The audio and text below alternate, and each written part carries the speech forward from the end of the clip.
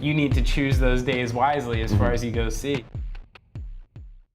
When the 59 sound came out, what changed? Still in the Sprinter. So yeah, or still in the van, you know, but just bigger shows. I think the thing was that there was a buzz around that record that I don't know. I always find it funny that people on an outside perspective, think these musicians or whatnot are rich and do all these crazy things, and it's like we're still in a van. We're still we're still waking up 8 o'clock in the morning, getting in a van, driving 10 hours to the show, play the show, do the same thing over again, And that was the thing, like Ben said, it was a never-ending schedule.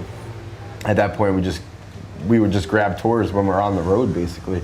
We'd find out, like, oh, we're not going home anymore. You just kind of do your laundry, go back home for a day or so, and you're back on the road. Yeah. And also at the time, I mean, most of us didn't really have very comfortable living situations and stuff like that. It was more comfortable to be on the road. Being on tour was even nicer, Somebody fed you every day, and even if you had an uncomfortable place to sleep, you had a place to sleep, and a shower, and so yeah, we had no reason to really go home. And what about your friends and perhaps wives or even children at home? Well, luckily the one wife involved typically is around with us. Mm-hmm. And, it's another nice thing about being on a bus and stuff now is that, if you have a month-long tour somewhere in the middle, maybe, like his fiance comes out a little, my girlfriend will come out a little just to try and break it up. But everybody knows it's hard, and especially with friends, it's really hard. Because I would say, on a personal level, the friendship thing nowadays is harder than ever because I guess you almost grow apart from people because you've been in this world, and I guess you can't really relate to certain people anymore because you are in this world and you're in it for the long haul. You're on the road 200 days out of the year, and that's all you really have to offer in a conversation with one of your friends. And you almost feel weird about it too, because the famous line I always get is, "So man, what's going on?" Same shit.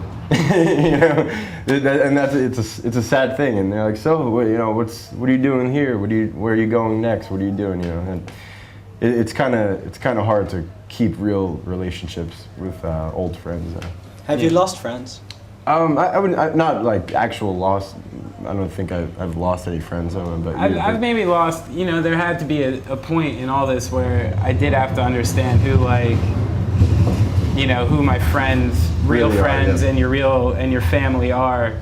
And since you don't have a lot of time anymore, when you have 70 days at home in a year, like you need to choose those days wisely as far as you go see. And I'm going to go see my mother instead of semi-casual friends and stuff like that. So I guess some people do get filtered out just by default because you don't have enough time. Of course. But you have good friends, people you're really close with, they not only understand, but they make an effort, and like those friendships stay together. Yeah. Because real friends would be happy for us. Yeah, I guess the friendships that I had with my friends I only went to the bars with or whatnot. Those kind of friendships have fizzled out because you don't have anything to talk about anymore.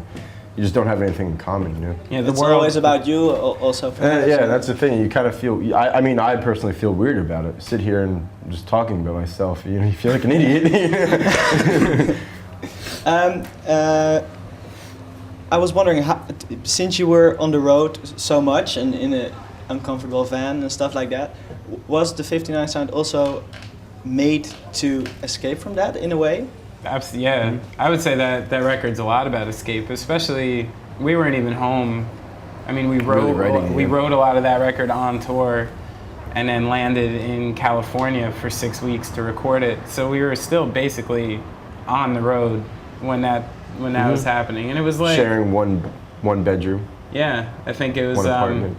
It was what exactly needed to be said at the time, something to keep us going, Was it also like a scream for attention, like, here we are, please listen to us? And no, I wouldn't say that. Yeah. I don't think we've ever made any kind of statements like that. I mean, it's typically been whatever we find to be worthwhile inside of the band, and then, as long as the four of us and a producer come up with something that we think is great, something that we would want to buy, we would want to listen to. That's all you can really do. And then once that's done and the art is done and the music's done and that, you know, that's when you just put it out and let people do what they're gonna do. You know, they're gonna hate it, they're gonna like Interpret it for whatever they want to. Yeah, but no, I don't think there's ever been sort of an effort to be like, yo, we're gonna make this because nobody else is doing it. It'll make us shine and stuff like that. It's never really been the intention.